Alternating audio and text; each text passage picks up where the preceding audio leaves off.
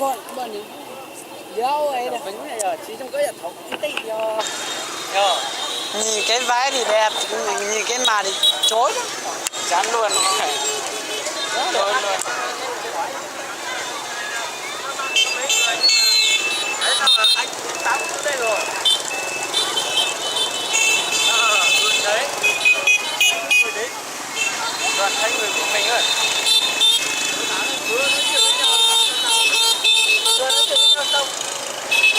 Ô, cái bỏ suối Linh nó ở đâu nhỉ? Suối Linh. Ăn đâu rồi em rồi.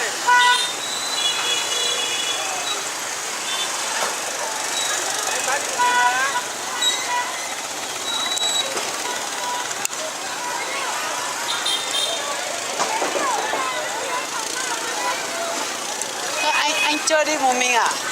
Chờ vợ nữa nhưng mà chả biết anh chơi nãy giờ gọi đéo được ấy. Ui nó hẹ gái rồi. Chả biết đi đâu gọi mãi chẳng nghe. Thế nó ở bên kia. Bên nào? Bên kia nhưng mà nó bảo nó đang gọi gái.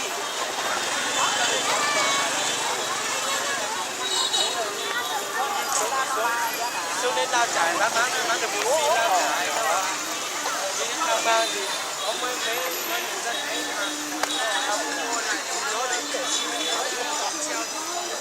cái xấu ấy, nan anh cái xấu thật, xấu, sinh lấy chồng rồi.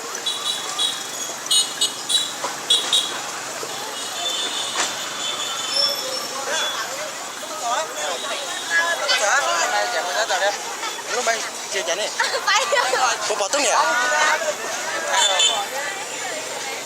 Con lủng con này.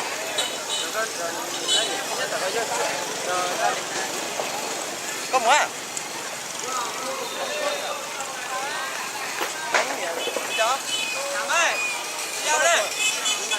Cứ đi đi lại thôi, chẳng có gì hết.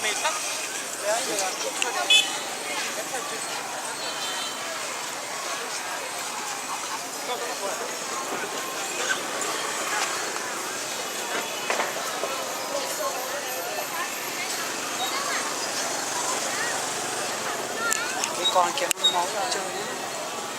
Cái con mà đang cần cái ô nhé. Đó, con đấy chả chơi máu. Vãi cái trường.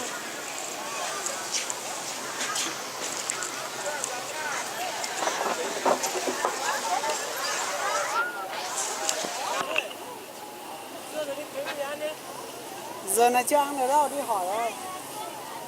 Toàn làm phở bún thì sang rồi. Bởi vì chắc muộn muộn nó mới có thứ ăn.